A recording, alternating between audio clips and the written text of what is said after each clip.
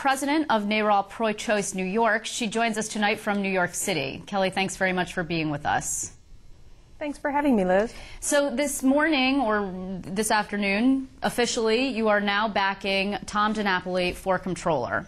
Why is this important? Because the comptroller doesn't really set pro-choice policy.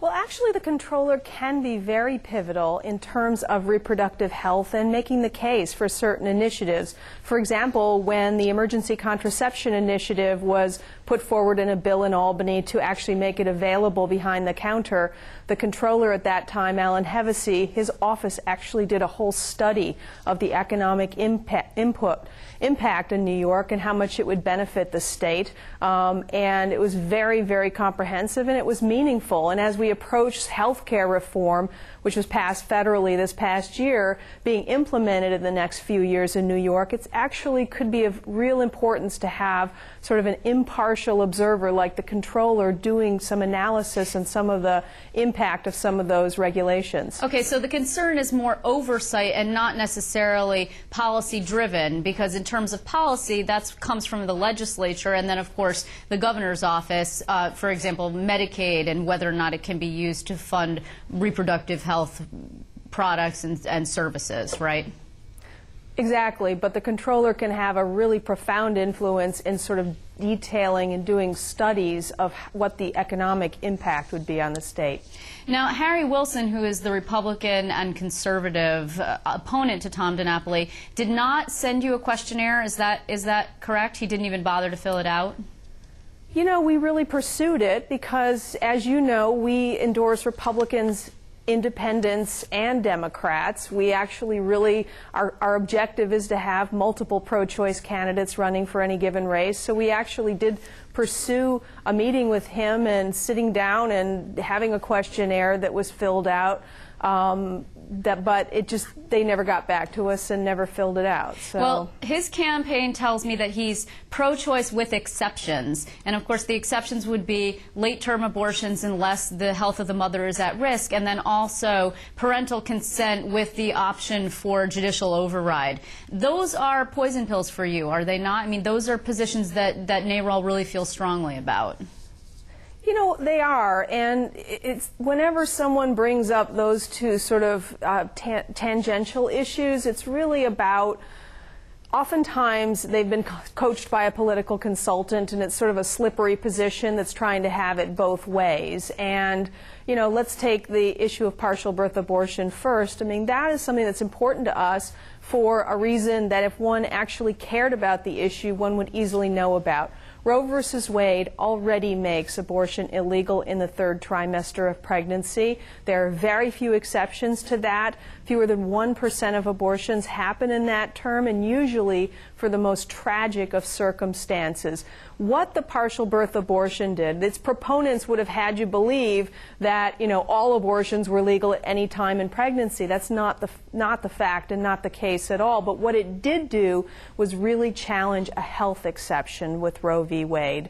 And that's what the law that's what the proponents really wanted to do, was to break down the exceptions in late-term pregnancies. And we feel so strongly that there needs to be a health exception for women. In fact, each year in New York State, women have to leave this state because of tragic circumstances to go to places like Kansas, Nebraska, Colorado for procedures that they should rightfully be able to achieve in New York, and it's only because of our outdated law that they cannot obtain those procedures here. So we believe that the Reproductive Health Act, which is now being considered in the legislature, needs to become law, and we believe that the comptroller candidates should come out in favor of it. Okay, before we get to the Reproductive Health Act, because it is actually the pivotal issue in the NARAL's decision whether to make endorsements or not so far in the Senate, but before we get there, how involved is NARAL going to get in the comptroller's race? Because, you know, in 2002, as I recall doing a little digging back into the archives,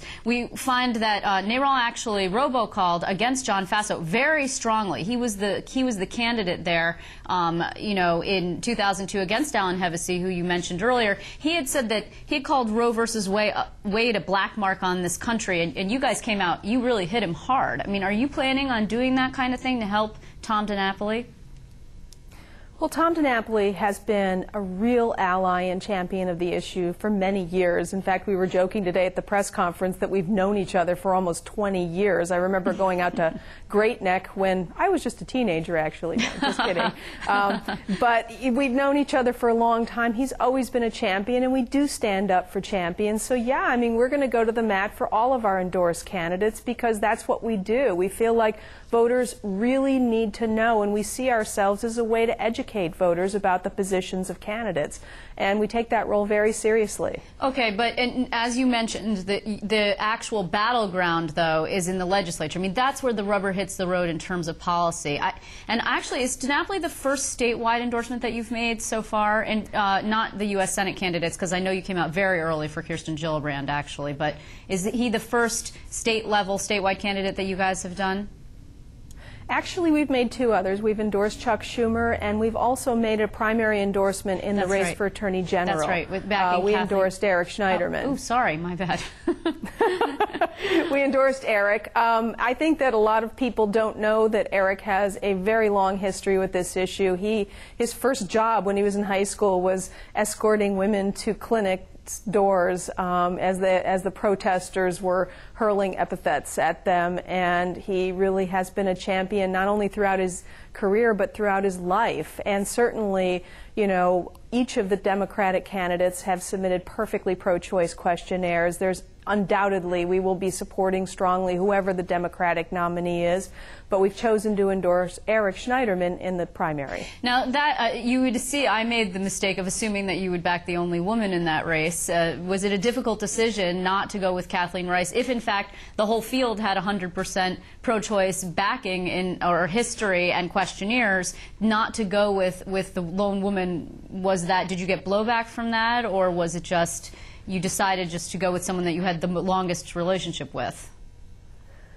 Well, it actually wasn't about relationship. What it really came down to, we're actually not an organization that has a lens through which gender is used. We actually look at candidates' record, and it's always an extremely serious process when you have more than one pro-choice candidate running, and we take that very seriously. So we interviewed all the candidates, we brought them into our offices, we had questionnaires, we had numerous conversations, and we would feel comfortable with any of the Democratic nominees. Richard Brodsky's been a longtime friend, Kathleen Rice, Eric Dinalo, Sean Coffey we know less, but certainly he's pro-choice. So we wanted to create a comfort level, but that being said, when we do have a champion of the issue running, we really feel that it's our role to let the public know that this person is a champion, and Eric has been a champion not only throughout his years in the Senate, but also before then. Let's talk then about the Senate. You